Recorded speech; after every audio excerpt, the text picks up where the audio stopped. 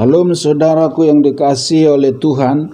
Renungan firman Tuhan hari ini 1 Samuel pasal 15 ayat yang ke-9. Tetapi Saul dan rakyat itu menyelamatkan agak dan kambing domba dan lembu-lembu yang terbaik dan tambun, pula anak-anak domba dan segala yang berharga. Tidak mau mereka menumpas semuanya itu, tetapi segala hewan yang tidak berharga dan yang buruk, itulah yang ditumpas mereka. Judul renungan firman Tuhan hari ini adalah awasi dirimu, jangan sampai ditolak oleh Allah. Awasi dirimu, jangan sampai ditolak oleh Allah. Saul melakukan kesalahan yang kedua di hadapan Tuhan. Kesalahan yang pertama adalah dia mempersembahkan korban kepada Allah yang bukan tugasnya. Dia seorang raja yang harus melakukannya adalah nabi atau imam. Dan kesalahan yang kedua yang dilakukan oleh Saul adalah dia tidak menumpas semua harta kambing domba orang Amalek yang disuruh Tuhan untuk dimusnahkan. Saul tidak memusnahkan karena permintaan rakyatnya. Dia takut kepada mereka.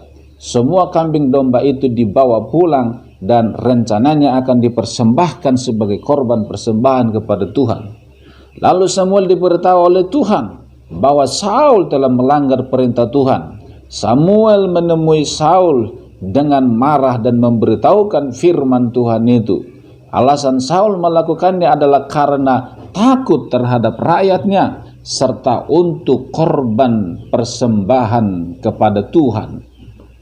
Samuel membantahnya bahwa Allah tidak lebih tertarik kepada korban sembelihanmu daripada ketaatanmu kepada firman Allah. Seberapa banyak dan seberapa bagus pun korban yang kita persembahkan kepada Tuhan, jikalau hidup kita tidak disertai keberkenanan, kebenaran di hadapan Allah, itu adalah sia-sia. Ibadat tanpa disertai dengan kehidupan yang benar dan berkenan dan takut akan Tuhan, itu tidak ada artinya. Ibadah harus disertai dengan perubahan hidup, perubahan karakter. Ibadah yang sesungguhnya adalah bukan korbannya, bukan doanya, bukan pujiannya, melainkan ibadah yang sejati adalah keseluruhan hidup kita yang dipersembahkan kepada Tuhan 24 jam setiap hari. Pikirannya, perkataannya, tindakannya, hatinya harus dijaga untuk selalu berkenan di hadapan Allah. Inilah yang dimaksudkan firman Allah, menyembah Allah di dalam roh dan kebenaran. Rajin ke gereja, berdoa, pelayanan.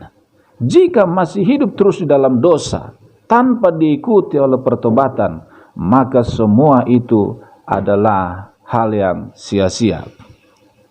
Hidup memang sebuah proses menuju sempurna. Tidak ada yang langsung sempurna, itu betul. Tetapi jika tidak berubah sama sekali, itu namanya tidak ada niat. Menuju kesempurnaan artinya ada tanda-tanda progresif, ada tanda-tanda perubahan yang diperlihatkan dari dirinya. Firman Tuhan berkata bukan semua orang yang berseru kepada Tuhan, Tuhan, Tuhan, akan masuk dalam kerajaan sorga. Tetapi mereka yang melakukan kehendak Bapa lah yang masuk dalam kerajaan sorga. Di akhir zaman ada banyak orang melakukan mukjizat, bernubuat, mengusir setan. Tetapi firman Tuhan berkata mereka akan ditolak karena Allah tidak mengenal mereka. Karena tentu mereka tidak hidup di dalam pertobatan. Awasilah dirimu, awasi ajaranmu, awasi ibadahmu. Jangan sampai kita melakukan sebuah ibadah dengan rajin setia, tetapi pada akhirnya kita ditolak oleh Allah. Kalau yang rajin beribadah saja ditolak oleh Allah, bagaimana nasib orang yang tidak beribadah? Kiranya Tuhan menolong kita hari ini sampai selama-lamanya. Tuhan Yesus memberkati.